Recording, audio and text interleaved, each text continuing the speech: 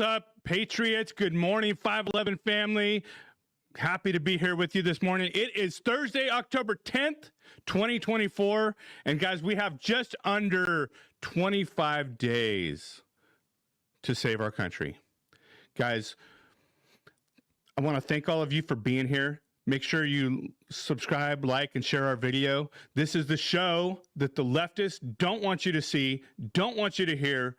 Guys, we're bringing truth to you every day. And today is going to be a kind of a fun episode. I got some good friends with me this morning. We're going to be almost like frat house talk, locker room talk.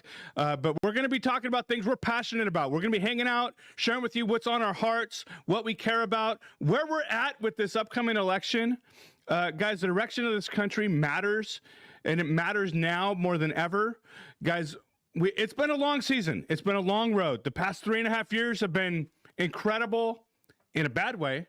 They've been crazy. Everything that the left's tried to cram down our throats, the agenda, the indoctrination of our children, and what's at stake is more important than it's ever been. Our republic is on the line. Our Constitution is on the line. Our freedom is on the line, and our children is on the line. Guys, we have to stay focused. We have to stay in the game. We have to stay in the fight. And I know it can be discouraging watching what's going on in the news. It can make you angry what's going on in the news. I don't blame you for being angry. In fact, maybe that's a good place for you to be.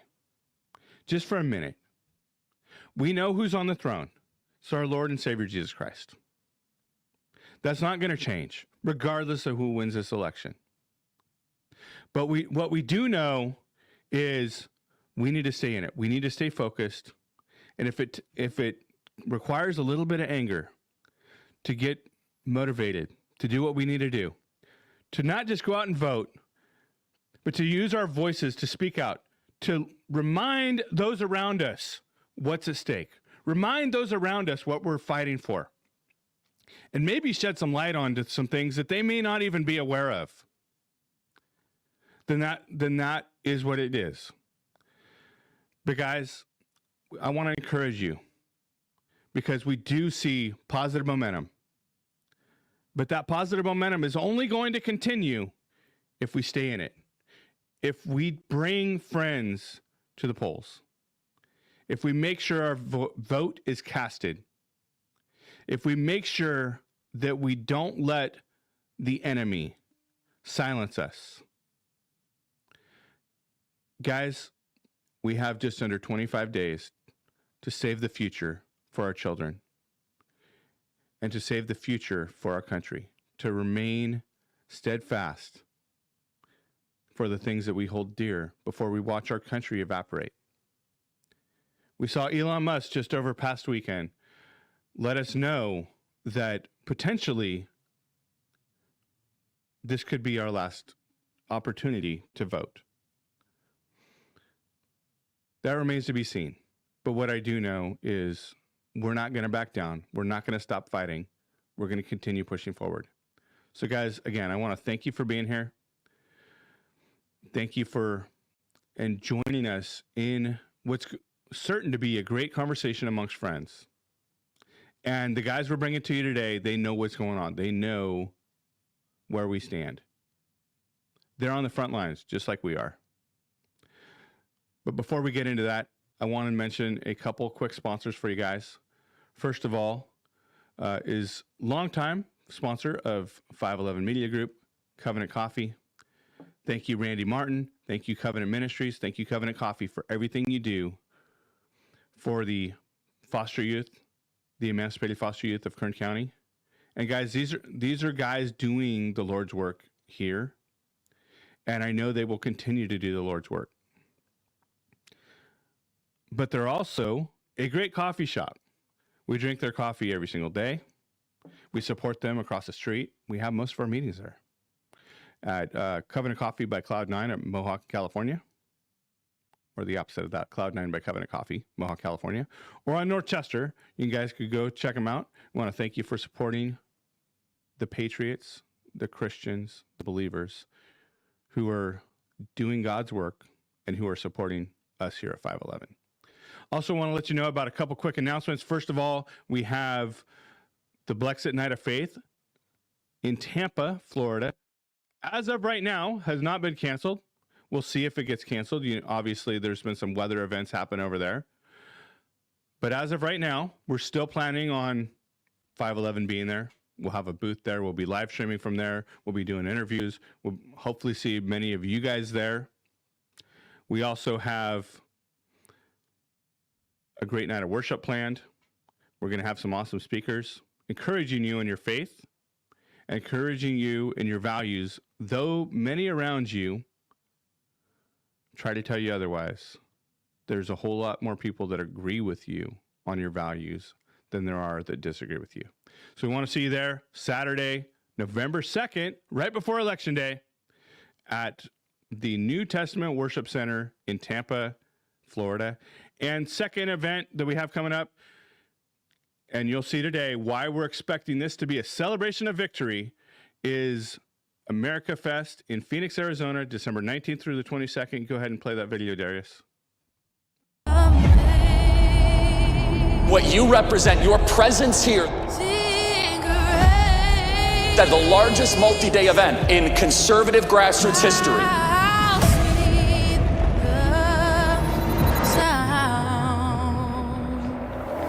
Is a message that will be heard by these people. Phoenix, Arizona, people from all over the country. It's quite remarkable because it brings everybody together. One of my favorite of the year. Energy, the left doesn't want you to see it.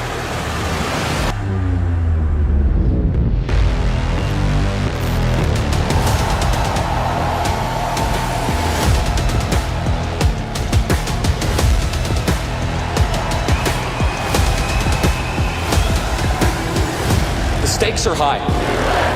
We have only begun to fight.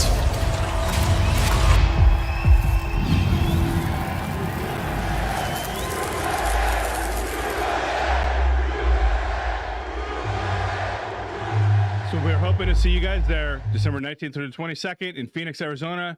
Celebration of victory for conservative values, for our Christian values, for all the things we hold dear. But I'm excited now to introduce Connor and Lance to the stage with us. We're going to have a fun conversation, guys. Hope you enjoy this conversation. With Connor and Lance, two of my favorite people, and I'm not just saying that for their benefit or saying that because we're on the air here. Connor and Lance are really two of my favorite people. Connor is Senior Strategic Manager for Turning Point Faith. And Lance Williams is the regional manager for Colorado and Utah. Today, they're visiting or joining us on the show as private citizens representing themselves. But boys, I'm glad to be here with you. And I feel like this is kind of like just the guys hanging out, talking shop, right? So we're gonna have a good time. We're gonna talk about what's going on with the election updates, what's going on with Hurricane. Apparently, there's some sort of assassination attempt plotted for after Trump's victory. Is that right, Lance? On election day. On election day. Okay, so November 5th. And y'all remember the missiles that made their way into the country too? Y'all heard about that, right? I'm sure Lance has. I haven't heard too much about it. So Mike, you got to tell us. That was a while ago. That was like last week or something. Yeah. That they had missiles. I think it was 3 different missiles that made their way into the U.S. that were planned to go to terrorists, separate terrorists. They were planned for take out Trump Force One, and because they can't take them out on the ground, apparently that's not working out. So they got to take them out in the air, which is clearly more dangerous. There's actually nine missiles, and they say 5 different teams that are planning to take out Trump, and there's intel for that. Yeah, so we're going to talk about that. We're going to talk about the poly market updates, which I think, personally, my opinion, and I don't know what you guys think, but I think it's actually closer to accurate than most of the pollsters. And when it comes to the pollsters, I watch Rasmussen. It's really, frankly, the only one that I believe. But I think that this poly market stuff is more in line with reality than anything. So we're going to be talking about all this. But I'm privileged to be here with you boys. It's all right if I call you boys because you're my I love boys. it. This is a frat house episode right here. So we're all here to talk and have a good time. So appreciate it, Mike. Right. So we're coming to you. This is Thursday, October 10th, and we got a lot going on in the country. There's a lot going on, and we know that our freedom, our way of life, our liberties are already being infringed upon, and we're on the verge of losing them based on the outcome of the election. And we also know, as three Christian men, that God is on the throne. So at the end of the day, regardless of what happens, he's going to reign and he'll prevail. And nobody comes into power that he doesn't allow to come into power. That doesn't mean as Christians we remain silent. And this is something that the three of us talk about amongst each other, as well as really proclaim from the mountaintops every day. Christians got to be more involved. And for us to remain silent and for us to sit on the sidelines as Christians is frankly why we're in the shape we're in right now. Mm-hmm. I agree, Mike. Yep. Go ahead, Connor. That's so good. I mean, there's a study I saw about with George Barna that came out this week. So we'll talk more about that with Christian engagement this episode. But my opinion, I think the election is going to run through the Christian vote. I mean, it's alarming the amount of Christians that are not going to be voting this election. So we need every Christian out there to get their friends, families, and neighbors. I don't care what it takes. You got to get them out there to vote. This is biblical. That's going on right now. So and just encouraging Christians. It's a worldview, right? It's not the candidate you're voting for. It's a worldview. And so we can dig deeper in that if we have time this episode, but there's a lot of alarming stats that we need to tell people. Well, and I talk to people. So I would like to see your guys' take on this, but I talk to people that say, we can't legislate religion, which I agree with, but we also can't just sit there and watch our morality as a nation be stripped away. So what do you think about that, guys? Go ahead, Lance. Well, a lot of people, they say you can't legislate morality. And I think to a certain extent, I could agree with that. But at the same time, based on the Bible, God judged nations based on their policy. I mean, if you look at what the Bible calls evil kings in Israel and called good kings in Israel, it was based on what they did. It was based on the policy of the nation under that ruler. And so I think God does take a look at policies and judges a nation based on that. And also, I had a point and I lost it. Legislative morality. So if you look at it, according to statistics, you can look at when different policies were either enacted or removed, and you can actually see an impact. For example, when, over 50 years ago, when abortion was totally illegal, you didn't have that many. But then when Roe versus Wade came in, obviously abortion spiked. If you look at when the Supreme Court made a ruling and they took the Bible out of schools, in a lot of schools, you can actually see around that same time that gun violence started going up because people lost the fear of God. If they're not taught the fear of God, then they don't have the fear of God. And if they don't have the fear of God, then they don't believe in a future state of rewards and punishments. Therefore, they can do whatever they want, and they think they can get away with it. So I do think that policy actually does impact things from a God standpoint and from an individual and national standpoint.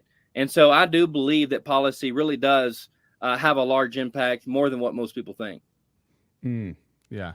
Totally agree with Lance. And I want to read in a second this survey and poll that came out by George Barna to add to it. But Mike, you have something to say. I can add to it. Go ahead, bro. We can go. Awesome.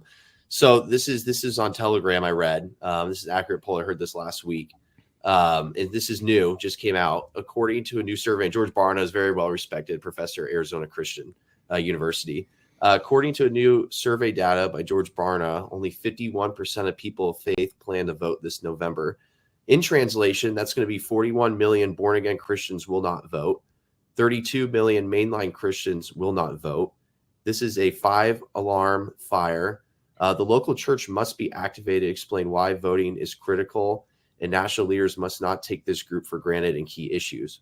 We cannot expect President Trump to have a more Christian ethos if the church refuses to vote. We cannot expect President Trump to be more pro-life if our own people don't back him at the ballot box. The local church must be activated. If Christians do not vote like it shows, you're going to hand the White House to Kamala Harris. And I agree everything with what George Barna is saying there. I think I saw a statistic like 95 to 96% the LGBTQ community votes. It's just if that translates to 96% of the Christians voting, it's over. I mean, if we can get all those Christians to vote, and it's an alarming stat that needs to be raised. And you notice with the Believers for Trump initiative, different things that are coming out right now, they're really investing heavily into that. But unfortunately, we have pastors out there that are not talking about it on the pulpit right now. Well, it's mind-boggling that so many Christians don't vote. Yeah. And, we want to sit and complain about what's going on, but we don't want to do anything about it. Yep. And, frankly, I don't really understand why we've, as a people group, largely decided to kind of remove ourselves from that process. And, I know that, I talk about this every day, and we actually, I want to share this with you guys because I would love to actually see what you guys think about it. And here we are, doing our episode, but I'm legitimately having a conversation. We created a ebook. It's the Election Strategy Playbook that we're sharing with all of you guys watching. All of you guys listening, you can get it at 511media.co or weare511.com. And right on the homepage, you'll get an opportunity to download this. But we put this together to show what you can do as a Christian to make a difference in this upcoming election. And even if you're not a Christian, this still applies. But, we're putting together resources, and I keep preaching about this every day. And you guys, I don't know if you can chime in on this. If you can't, that's perfectly fine. But I talk about TP Action and the things that they're doing. And I think that they're going to be making a big difference. You can go ahead and take that down. I think that what TP Action is doing is making a big difference with their Commit 100 and their Super Chase events, making a difference in the swing states, Arizona, Nevada, and Pennsylvania, and some of the other swing states across the country. There's an opportunity for you guys, if you're out there watching, you want to make a difference, go check out tpaction.com. I think they're doing probably the most in our movement to make a difference. They've put millions of dollars into this effort. They have the biggest ground game conservatives have ever seen, and they're going door to door, knocking on doors. Go ahead, Lance. Well, what that's going to do is it's going to drive that percentage of voter turnout up. And that's what we need. We just talked about the Christians not voting. This is a lot of these people are going to be people of faith, most likely. And they're going to be targeted, and people that don't normally vote in elections. And Turning Point Action is going to help get their vote out legally. I might add, because there's one party that doesn't do things legally a lot of times, but they're going to do it legally. They're going to encourage them to get their ballot to the box. And this is going to drive that percentage of voter turnout up, including the Christian voting bloc. And if we as a nation can get that Christian voting bloc and that conservative voting bloc up, then it's only going to have good impact for us. We haven't seen this in conservative politics or Republican Party in a long time. I mean, in the past, maybe ever. I mean, you're right, Mike. In the past, it's just been high propensity voters. I mean, Republican Party was reaching out to the people who have voted, saying, "Oh, you're gonna be voting again this election. You're voting again." They never think about the low propensity voters. And I'm on the ground here in Arizona. I know Lance is up in Colorado, and they got a fight of their own up there. But down here, this could be the state that could decide the election in Arizona, and then our neighbors in Nevada. And what we're seeing on the ground here in Arizona is just incredible. The numbers I'm hearing coming out of these different organizations that are doing these door knocking, especially Action, doing an incredible job. And there is just so many low propensity voters. I think I've heard 250,000 registered Republicans in Maricopa County didn't even vote in 2020, and they're targeting all of them. Can you imagine if we at least get half of them? This election in Arizona was decided by 18,000 votes in 2020. And we can have our opinion what happened then, but the numbers were 16 to 18,000. And it's just incredible what's going on. And the next 3 weeks, I just know the team down here and all these different organizations that I'm reading and hearing about are going to be putting a lot of effort into this. And so I'm very confident what I'm seeing on the ground here, and it's pretty cool. I encourage everyone in Arizona, when we're talking about ballots and where to drop them off, I'm hearing there's a few churches in town here that are doing them and stepping up to the plate. If you don't trust your ballot going in a mailbox or some city hall and somebody can stick their hand in, or who knows what happens. There's churches in town here that have 24/7 security cameras on the ballot boxes, and they have church staff directly hand it to election officials to vote. So it's a lot more clean process. And so I would look into that as well for people out there, and specifically in Arizona. Well, and I don't think people really, truly, Connor, understand what's at stake here. Yep. Like Arizona and Nevada specifically, we just talked to on Tuesday, Alex Slack. Yep. One of the things we talked about was the majority voting compact. Those two states in specific are about to lose their voice because they're going to lose it to states like California, Illinois, New York, because as we go into this majority voting compact, where all these states are giving up their electoral votes to the majority vote, that's what's going on, and it's on the ballot. Y'all are about to lose it. Let me add this. Let me add this real quick, Lance. And I'll let you get to this. But last night, if you read this report, Tim Kaine. Sorry, see, I think we're in 2020 right now. Tim Walz yesterday came out to a donors meeting in California. You guys can read it online. He literally told them their next goal in this administration is they want to eliminate the Electoral College. And because why they do that, do you notice every time they lose, they're going to add something they're going to eliminate? When they lose the Supreme Court, what are they going to say, Mike and Lance? They're going to add and pack the Supreme Court. Now they're seeing that Trump is up, and you have Waltz sitting there saying, if we get our chance to get in, because they're seeing these swing state polls right now, and it's very concerning to them. What he's saying to his donors is, if you elect me right now, we're going to eliminate what you're saying. We're going to go to a popular vote and all this, and it's going to be New York and California. They're going to decide future elections for decades to come. So it's really concerning. And sorry to interrupt you, Lance, but that's just something that I read last night that I wanted to add to this conversation for sure. Yeah, I want to say this too, and that's a great point, because he did say that. He said that he was doing a fundraiser with Gavin Newsom, and said everybody knows that we need to get rid of the Electoral College. But I do want to say this, going back to the Christian voting bloc, and really.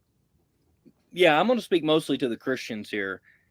People don't really understand. We don't really use the term duty anymore. And if you look back in the founding era, the word duty was used quite a bit. I mean, our founding fathers talked about it's our duty, it's our duty, it's our duty. But we don't really use that word much anymore. And so I want to read to you here the definition of the word duty in the 1828 dictionary, which was by Noah Webster. In the founding era, it says that which a person owes to another. And see, we don't really understand that. People they say they don't want to vote because, I don't like the candidates, or I don't like this guy's personality, or, they have all these different reasons, and my vote doesn't count, or, all these different reasons. People want to make excuses why not to vote. But I want to tell you that if we really understood duty, that it's, number one, it's our duty unto God. Number two, it's our duty unto this nation that really God birthed by his hand. And then number three, that it's our duty to our other brothers and sisters to go out and put the best candidate that we have, because, a lot of people say they don't want to vote on the lesser of two evils, that they're tired of that. But look, if it's not Jesus running, it's always the lesser of two evils, because all of us have fallen short of the glory of God. And so if we really understood that it's our duty unto God, unto this nation, and unto our brothers and sisters, which, by the way, is the body of Christ, then we would get out and we would vote, even if the whole thing was rigged. Now, look, I believe that there was a lot of mess in the 2020 election, and even in some cases the 2022 election. But here's the thing. If I knew, say if I was in Venezuela right now, and I knew the whole thing is rigged, I'm still going to go vote, because it's my duty unto God, it's my duty unto my nation, and it's my duty to my other brothers and sisters in the Lord. Well, and I think I've been saying this for a long time, and I was just at an event with Connor the other day, and Pastor Rob McCoy talks about this all the time too. We're not electing a pastor in chief; we're electing a commander in chief. Yep. So if we expect perfection, and that's a large part of the problem with the Republican Party is we expect perfection. You're not going to get anyone perfect. There was only one person that was ever perfect on this earth, and they nailed him to a cross. So if you guys are out there and you're like, well, Trump's not perfect. Yeah, we know he's not perfect. He's not going to be, but we're not electing him to be perfect. We're electing him based on the policies that he stands for, and he has a track record. We know the things that he did when he was in office. He will be more effective this time because he knows what he's up against, because I don't think he knew what he was really facing, how bad and how corrupt it was when he went in the first time. But back to what I was saying about the Electoral College, I think it's important that we talk about the importance of the Electoral College and why it exists, because everything they're arguing to say, oh, we need to get rid of it for this reason, that's exactly why it exists in the first place, because they didn't want the big states, the most populous states, California, New York, and others, to have that far outweighed of a vote, because when we came together as United States, each state was seeking its own independence and its own sovereignty. So if we're going with the majority vote, we're allowing states like New York and California to control the entire country. And what they're saying is, well, the votes in Montana, Wyoming are outweighing the votes in California and New York. Yeah, that was exactly the intention. So if we're getting rid of it for that reason, that's exactly the reason not to get rid of it. If you care about the little guy, on the left, they always preach, we're here for the little guy, we're here for them to fight. Clearly, they're there for the big guy in California and New York. The conservative movement, Republicans, we care about the Electoral College because it gives voice to the little guy. It gives voice to the farmer in Nebraska that will have the same voice as the businessman in New York City. And it's a beautiful system that was designed. Throughout history, it was never that way. The little guy never had a voice. America is one of the first nations to allow the little guy to actually have a voice. And so if you really do your research out there to the audience about how the Electoral College was founded, it really is giving the voice to the middle America, the people who are the hardworking blue collar people that keep the lights on around the country and keep the food going and keep the energy going, and giving them that proper voice that they deserve. And so it's a beautiful system that has been spectacular. And listen, every system has their flaws. I'm sure there's little things that haven't worked perfectly. But man, when it comes to American history and what the Electoral College has done, it's been an amazing system to how we've run this amazing republic that we live in. And so I'm sure Lance can add into this as well, because I know he's about to talk in the corner. But it's definitely giving the voice to the little guy. And I have people I know who live in these smaller states that maybe don't have the biggest voice there, but when it comes election time, boy, oh boy, do they feel like they have a big voice, especially the Electoral College system. Yeah, I agree with Connor. And, if it wasn't for the Electoral College, then just the big cities would control everything. And both the Bible and Thomas Jefferson both warned of the dangers of big cities. And I actually think there's a spiritual principle behind it. I don't want to get off too deep in that. I don't think that I'm not one of those that thinks everything's a demon or anything like that. But I do understand that the battle's not with flesh and blood. It is with the principalities and powers of darkness. And, when Connor said a while ago that if we're not careful, the Christians are going to hand the presidency to Kamala Harris. And I wouldn't even say if we're not careful, we're going to hand the power of this nation to demonic forces and to powers of darkness. Yeah. And so with, in even in the Bible, it's actually more properly translated instead of the Tower of Babel, the city of Babel, and how the corruption and even the demonic forces at work within that. But to go on to talk about the Electoral College, to give another reason why it's important, is because that is another way that the founders wanted to protect us from a pure democracy. Mm-hmm. Now, I know it's popular today to say our democracy, but we are not a democracy. We are a constitutional republic, and our founders warned against the dangers of democracy because it always led to tyranny. It was mob rule. And see, when there's mob rule and there's chaos, which is what the left is promoting today.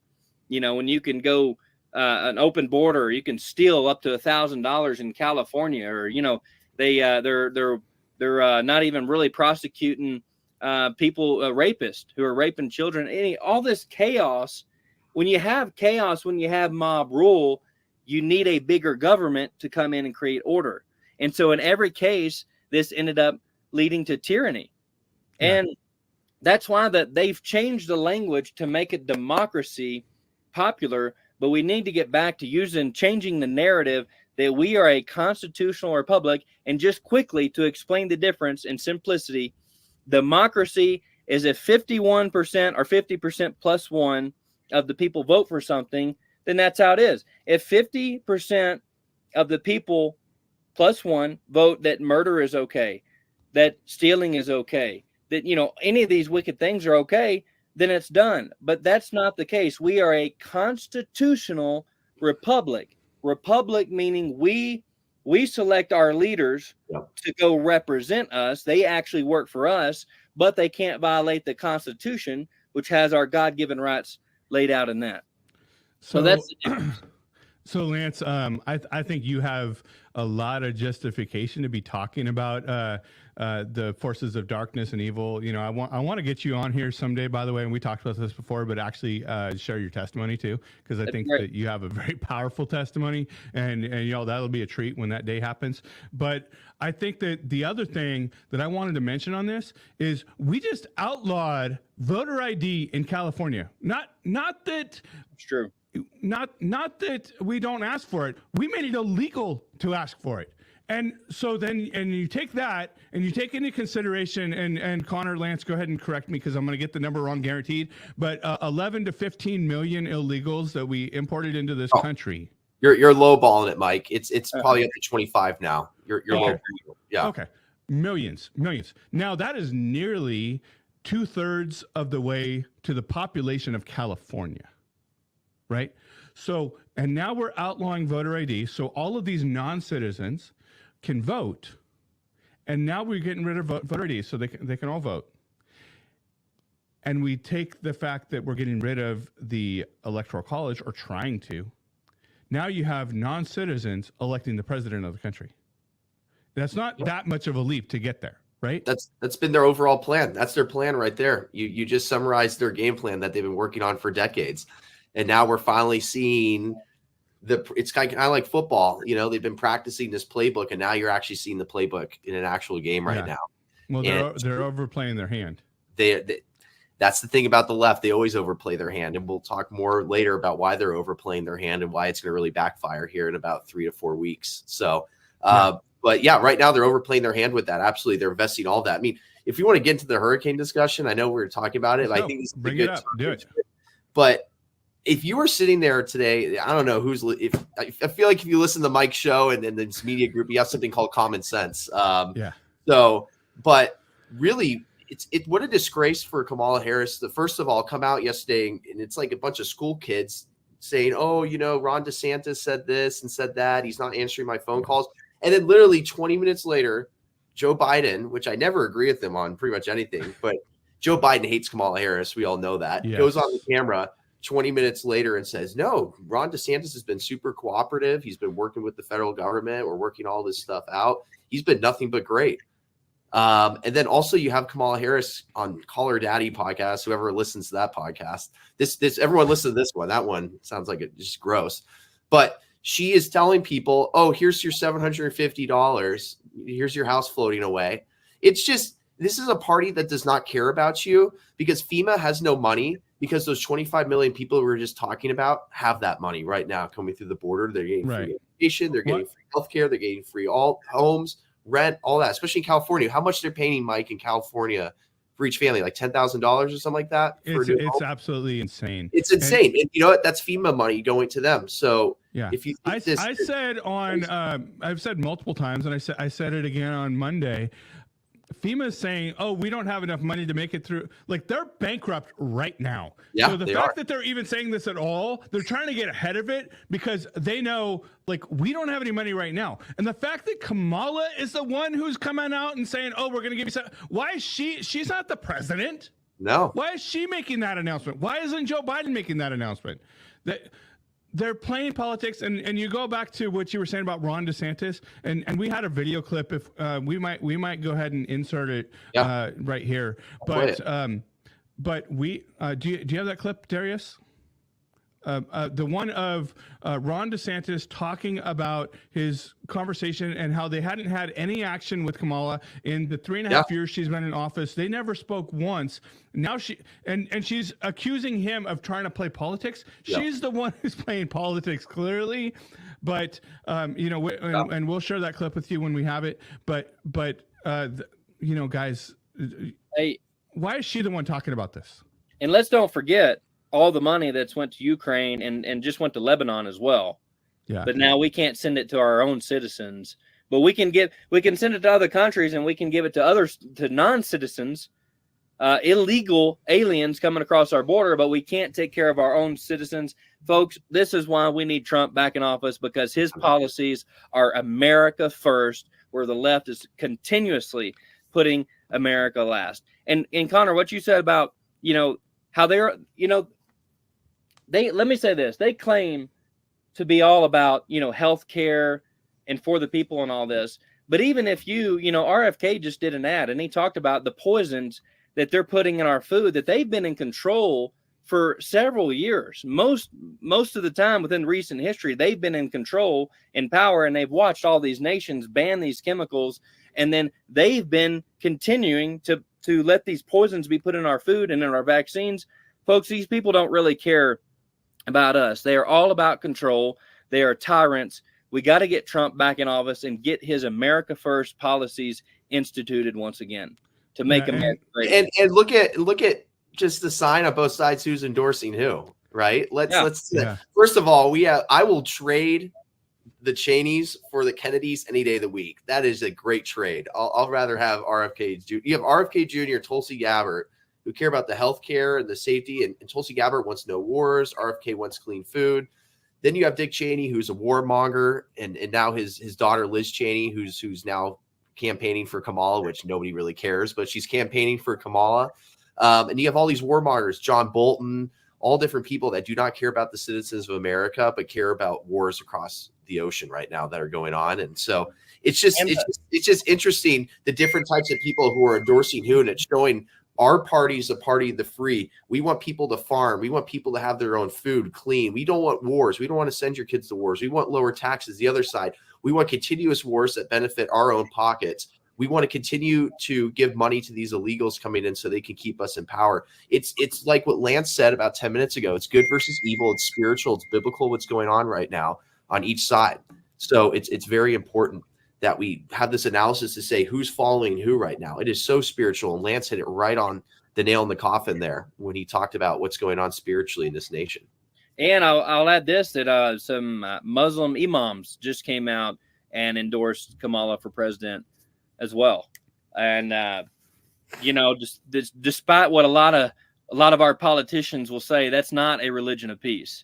Even George Bush, the Clintons, they all say, oh, this is a religion of peace. This is a religion of peace. Look, I've done some studying on Islam. It is not a religion of peace. Yeah. And they come out and they call America the great Satan. And they came out and just endorsed Kamala Harris. So that shows. Don't forget, Lance, Vladimir Putin's endorsing Kamala too. So don't forget about that. And Elon, I'm so thankful that Elon Musk has been red pilled, so to speak, and he's woken up. And he sees, and Elon Musk is saying this is, if Trump don't win, this is the last election, because they will have a one-party rule. Yeah, I shared that video. I think it was on Monday.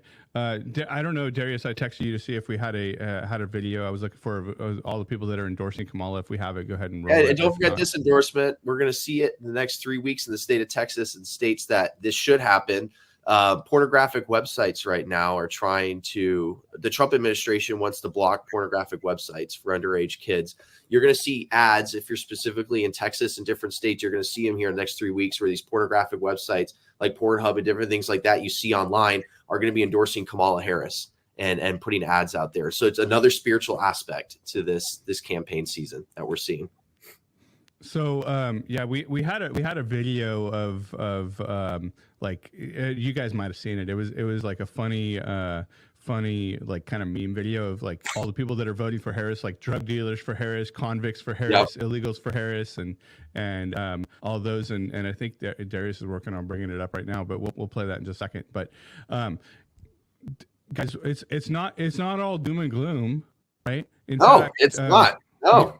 We have the poly market that we were talking about before, and again, I think that's probably the most accurate, which is crazy to think, right? This betting market is the most accurate, but we got people putting money down on who's going to win the election. And you know, my dad and I had a conversation when we were watching a football game the other day. We're like, you know, they have these bookies over in Vegas. They got this figured out probably better than anybody else. And you know, when it comes to the football games, we're like, how did they get it so close that it's like plus 1 point on these football games? And that's exactly the outcome. So nobody wins any money.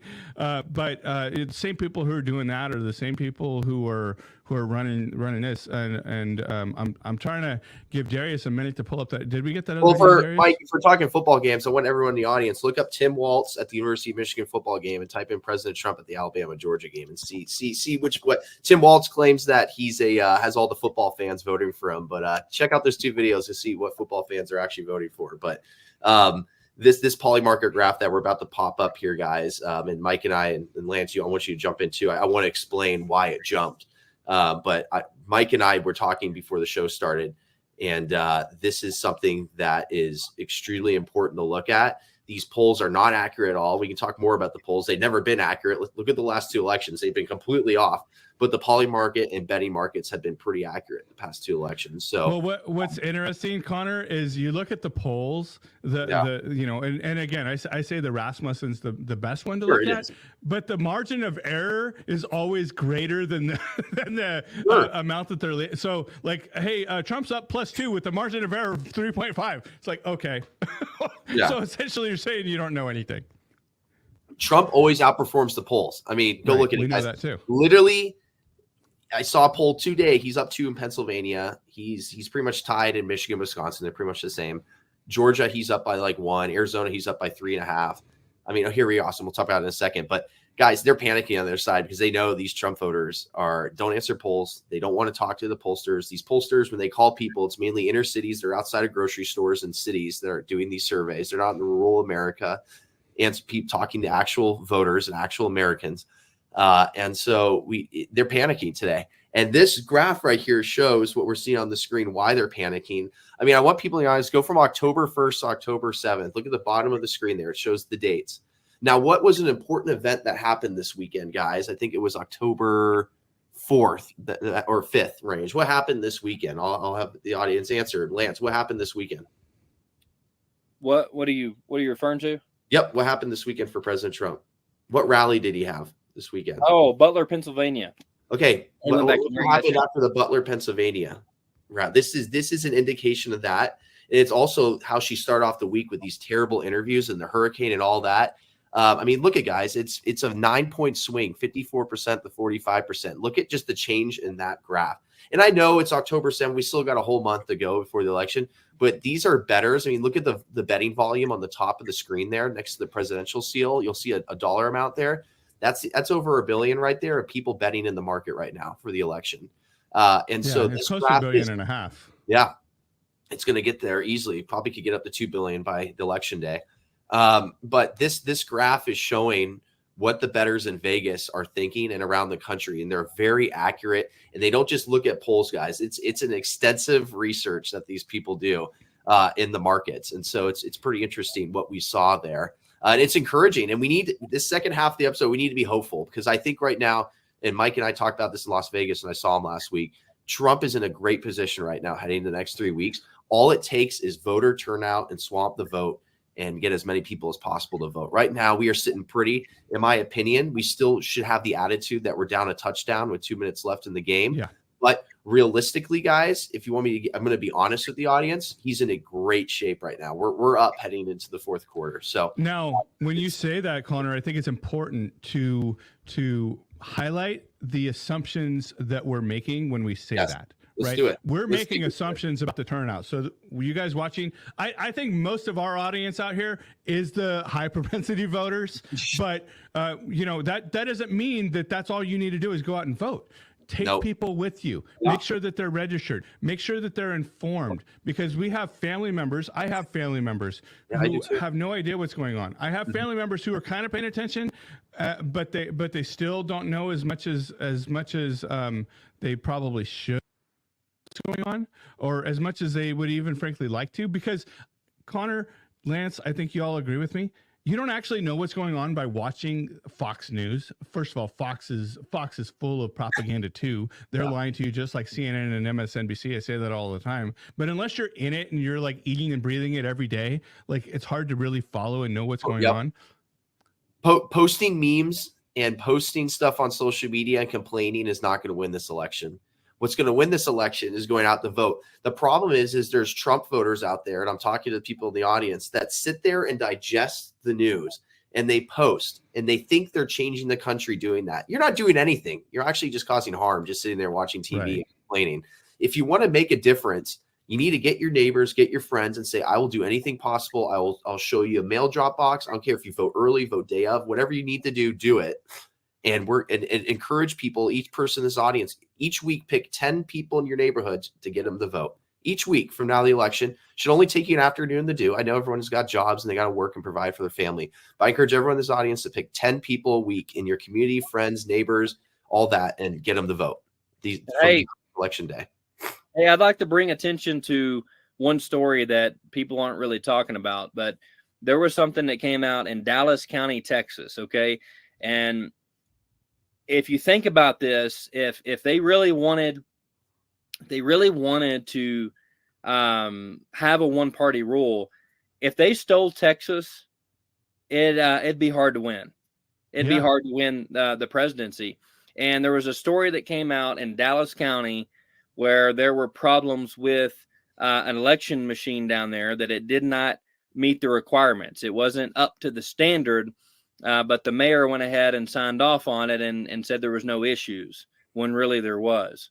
And so I would say even in states like Texas, we need to be sure and be getting people out to vote, just in case there is any kind of, fraudulent things that happen like that. Yeah. Because, Texas said Dallas County is blue. Well, and so is Houston. So, I mean, Austin is San Francisco, but, it's every major city, across the U.S. Essentially is blue. It's the rural and suburban communities, but it's also what's crazy is it's also those same people in those communities that often don't vote, right? Like, so you guys can't sit there and complain about what's going on without taking action. And again, we put out this election strategy guide for you guys. We got TP action that literally you don't even have to leave. If you just want to sit at home and send text messages, you can do it. You can make a difference there. If you want to actually be more involved, you can go to Arizona, or is it Pennsylvania or Wisconsin? Wisconsin. You can go to Arizona or Wisconsin, and they will pay for your travel and everything else. We're doing everything we can to make a difference and make an impact. But again, we have good news. We have things are trending in the right direction. But again, it's based on assumptions of you guys going out and voting. This is the best Republic. Sorry to interrupt, Mike, but just to add to this is the best Republicans have looked since Ronald Reagan heading into election. This is the best Trump has polled. Better than 2016, better than 2020, heading to right now where we're at this day, this hour, this minute. This is the best he's polled ever, 3 weeks out of a presidential election. So there's a lot of optimism out there, folks. You should be excited, but this excitement should get you to get your butts up, go fill out your ballot, and get your friends and neighbors to vote. Sure. And I've been saying that for a little while now, Connor, is I think we're going to see a Reagan level victory if we do what we need to do.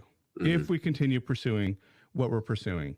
And if we, I think it's important that people raise their voices, that they speak up, because the left has tried to silence us, not just on social media. We know on social media that there's censorship.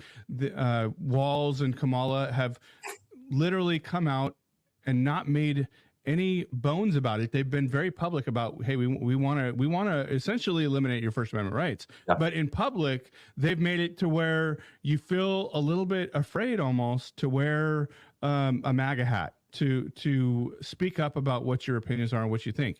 If you look at the corporations, they literally fire people over that. And guys, we have Darius brought this video up finally. Thank you, Darius. That for all the people that are gonna be supporting Kamala. But let's go ahead and roll that one. Do it.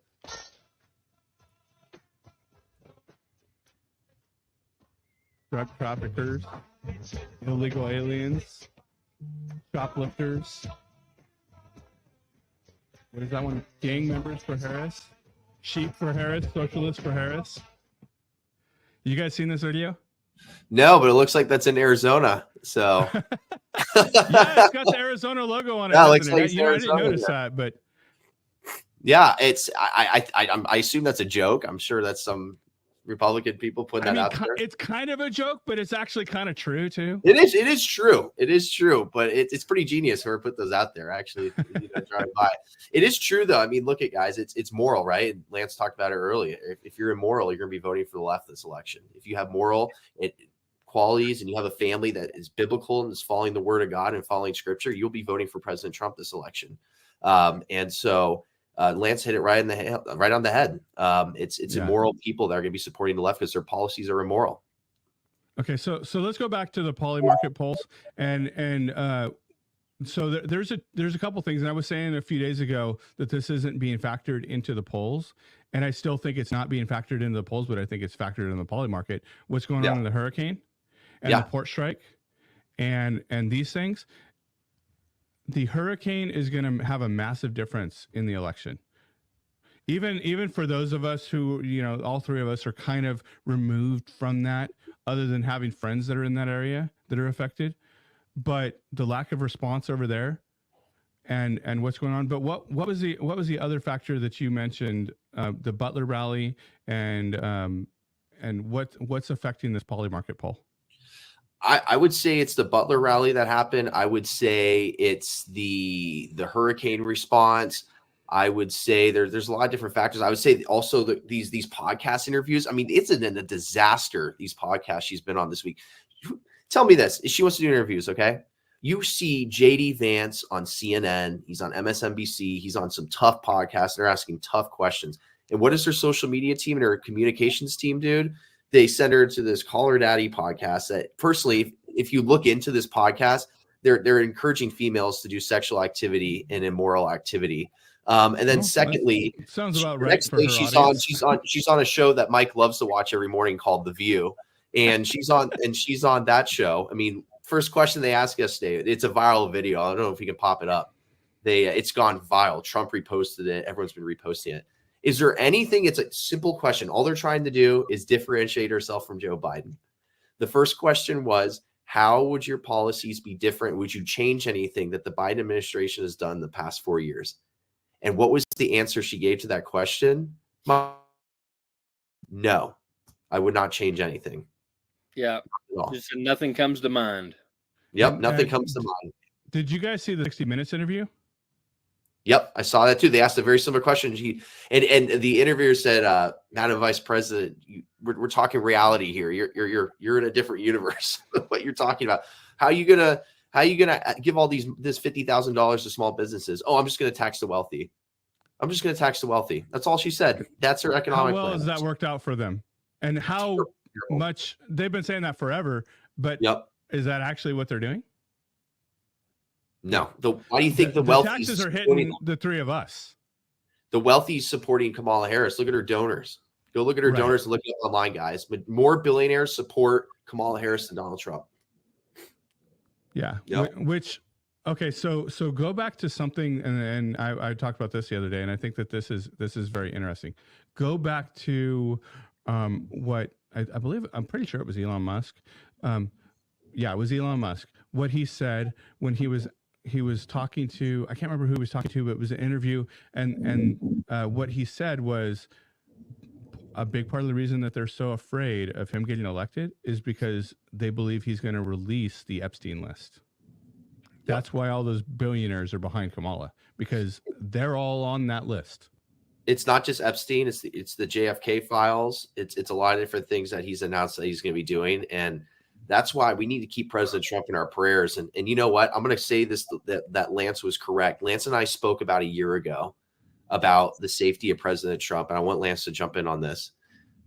We were talking about what's going to happen to President Trump heading into 2024. And Lance looked at me and said, I would not be surprised if they go after his life this year and try to take him down. And I sort of just sat there and it kind of just went past me a little bit, to be honest. I just wasn't really thinking too much of it. I'm like, just no way. We haven't seen that in our lifetime, because Lance and I are a little bit younger.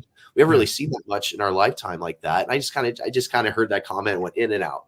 And, but Lance said something to me that's so important last year. He said they're going to go after President Trump this next year because they know he's going to win. They're going to try to take down his life. And so I want Lance to jump a little bit more into this discussion on that. Yeah, thank you, Connor. It's really just an understanding of a simple principle, if you will, throughout history and what the enemy really does. And it's simply this. It first starts out as persecution, and then it's prosecution, and then it's execution. That's what it is. Persecution, prosecution, execution. That's the three stages that the enemy often works in. And we can see that throughout history. That's what tyrants did. You know, there was persecution. Even you can look at Hitler, Stalin, all of them. There was persecution. Then they started prosecuting their political. Do you remember, Lance, when Putin actually had his political rival killed off? And this was like in the past couple of years. Yep. I can't remember exactly, but it was fairly recently. Yeah. Yeah. And that's how it works. That's how it works. So I knew once the prosecution was going on and it didn't succeed the way that they thought it would, I thought the only thing left is execution. They're going to try to either kill him, the deep state, or through their rhetoric, they're going to try, as they've been doing, you know, calling him Hitler and all these different names, they're going to try to persuade the minds of people to try to take him out, thinking that he's a great evil. And that's exactly what happened. And there's actually been more attempts on his life than what most people know about. You know, we obviously know he got shot. A lot of people also heard about the one after that with the guy in the bush hiding at the golf course that tried to kill him. But there's actually been other attempts on his life as well that hadn't been really talked about. And I also want to say this, though, with even him getting shot, they have tried to what you call memory hole this and make people forget about it. Even the popular app ChatGPT, if you ask it about, you know, tell me about the Trump, when Trump got shot, the assassination attempt, it won't admit to it. It won't admit to it at all. And the news media should still be talking about this, but they're not. They're trying to make people forget about it before the election. Agreed. Lance got it right there. Yep. Yeah, and what's crazy is even on Fox they're doing the same thing. I've said since at least 2020 that Fox is complicit with the agenda of the left, and that's the one that all the conservatives listen to. Of course, you know, even the three of us still listen because we're trying to understand what's going on and watch the news. But you know, they're all lying to us. They're all giving us false information and misinformation, and they're silencing stuff that we're putting out on social media. They're even silencing stuff. I don't know if you guys are in the loop on this. They're silencing stuff on social media about the hurricane and the hurricane response to Helene. Like I've had friends of mine specifically, like their posts removed, their accounts limited, just for talking about this stuff. Mm-hmm. And I don't know if this. I don't want to get off in the weeds here, but I did see a clip of a helicopter. It looked like it was sabotaging the supplies there by doing like a dip and having the wind. I don't know. I haven't researched that out, but that looked kind of suspicious as well. Yeah, well, we've been specifically talking about that since like Thursday and Monday of this Thursday of last week, Monday of this week. I've been talking all about the hurricane and everything that's going on there. But guys, I know we're getting close to the end of the show here. You got any last words you want to add in? Yeah, Mike, I'm looking at this. I want to go back to the people in Arizona. Just got some numbers. I'm reading it as we're talking here on the air. An Arizona update, because on Monday was our final day to register to vote here in Arizona and Maricopa County. It says, based on last month's trend, we will finish in Arizona plus 350,000 over Democrats and statewide voter registrations. In Maricopa County alone, Republicans now have an advantage of nearly 172,000 voters. It's a very strong finish, but now, guys, it's all about turnout. We've done the work getting the registrations this year. We've done a fantastic job. Mike's seen it in person. Lance has seen it in person, all around the country doing it. Now it's all about turnout. And it's not just the presidential races they're concerned about, guys. Also, pay close attention to the down ballot races heading into this year, the Senate races, the House races, your school boards, the different props in Arizona and Nevada specifically. We have Prop 139 here. I mean, it's terrible, this legislation, especially if you're in the pro-life fight like us three are as well. It is horrendous if you read these bills. It's pretty much up to the day of birth, abortion and murder. That's on Prop 139. The same exact legislation, word for word, is pretty much in Nevada. It's just a different number. I don't know what number it is over the prop, but it's very similar to what it is in Arizona. But down Senate races, you're going to notice these candidates. Why do you think none of them show up to Kamala's events? Why do you think no senators come up there and talk? You go to Trump events, there's senators and governors talking at them. They're trying to separate themselves from Kamala's disastrous campaign that's happening right now. And I truly believe that we're going to take back the Senate, the White House. The House is going to be a close race, but if we get 3 chambers, guys, we can do a lot of good for this nation. And so pay attention. It's not just about the presidency, guys. The Senate is very important as well because we elect judges. Well, it looks like there's a very good chance of us flipping the Senate. Very good chance. We're going to maintain the House. Yeah. So it'll be slim in the House. Yeah, it'll be slim. Yeah, it will be, but we'll maintain it. Yeah. By all rights, we should have the legislative branch. Yep. And the executive branch, and we already have the judicial branch. Yep. So, guys, we are making progress in bringing our country and bringing morality back to our country, but we can't let off the gas. We have to keep our foot on it, and that means through November we're going to be really, really busy. I know the three of us are incredibly busy right now, but even I also want to make a point. And we'll talk about this, November, December, and beyond, but it doesn't stop there either. Nope. There's still much, much more work to do, regardless of the outcome in November. So, guys, we got to stay involved. We have to stay in the know. We have to pay attention to what's going on because, there's way too much at stake. Yeah, and I want to say this: I have 2 people that I consider spiritual fathers that I trust. I mean, absolutely trust. I know them personally. I've grew up spiritually under them. One of them is Andrew Womack, and the other one is Dwayne Sheriff. And Andrew Womack had an event. I think it was in 2021. He was just praising the Lord in worship before he was going to get up and speak. I think it was somewhere in Indiana, and the Lord spoke to him about a third great awakening. And if you know, we've had 2 great awakenings. One led to the Revolutionary War, the other one to the Civil War, but that ended up having great benefits and great impact. But he said, "You mean, God, we're going to have a third great awakening?" He said, and he said, God spoke to him and said, "No, it's already begun." And when Andrew was sending out his newsletter. And when he sent out a newsletter, Dwayne Sheriff was actually writing one of his books. And at the time, he was writing about how God spoke to him that we are in a third great awakening. And at that very time, the email came in from Andrew that God spoke the same thing to both of them around the same time. And those are 2 people that I absolutely trust. And a lot of times, you don't realize you're in a great awakening or a revival until you look back on it and you realize from history. Yeah. But what's interesting is the 2 previous great awakenings in America have literally led to bullets being fired. But I believe if the body of Christ will rise up and get out and do their duty. Let's remember that word, do their duty, that we can turn this thing around without bullets being fired.